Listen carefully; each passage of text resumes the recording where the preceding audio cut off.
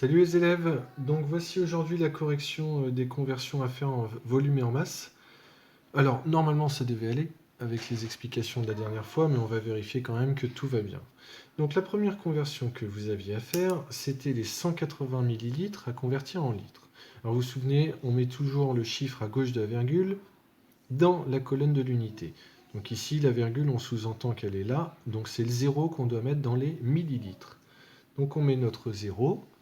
On reconstruit notre nombre, le 8 et le 1 sont ici, et on doit aller jusqu'au litre. Donc ici, évidemment, on va rajouter un 0, et comme vous le savez, c'est devenu un nombre plus petit, par conséquent, on va rajouter une virgule, ce qui fait que nous avons 0,180 litres. Ensuite, les 0,156 centilitres. À nouveau, on cherche quel est le chiffre à gauche de la virgule, donc c'est le 0, et il est dans les centilitres. Donc dans les centilitres, on va mettre le 0.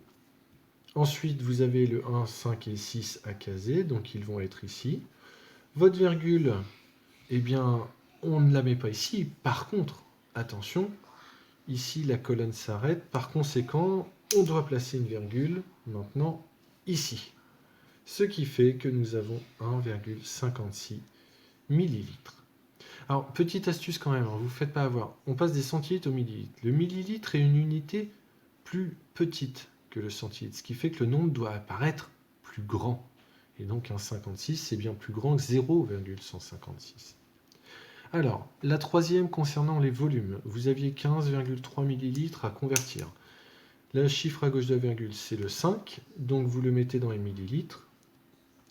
Vous aviez votre 1 et votre 3, et on devait remonter jusqu'au litre. Alors, on va rajouter par conséquent des zéros. Et on met notre virgule, évidemment, après le premier zéro, hein, sinon ça n'a pas de sens. Ce qui fait 0,0153 litres. Voilà. Bon, j'espère que c'est clair. Maintenant, passons aux masses. J'espère que vous n'êtes pas à la masse sur cette partie-là, hein. Sinon vous n'allez pas faire le poids sans jeu de mots. Bon, je sais, ça devient un peu lourd ces histoires de poids. Alors, 4895 grammes, le 5 est à gauche de la virgule, on le met dans les grammes, on rajoute le 9, le 8 et le 4. Alors, ça devait être en kilogrammes, les kilogrammes sont ici, donc on va positionner la virgule, ce qui fait que 4895 grammes, ça fait 4,895 kilogrammes. Et la dernière, 0,056 kg. Le chiffre à gauche de la virgule est le 0, donc on met le 0 dans les kilogrammes. Ensuite, on reconstruit notre nombre, et cela donne le résultat suivant. On va donc ignorer ces deux zéros là, ce qui fait que, tout bêtement, le résultat, c'est 56 grammes. Voilà, j'espère que c'était clair. Amusez-vous bien.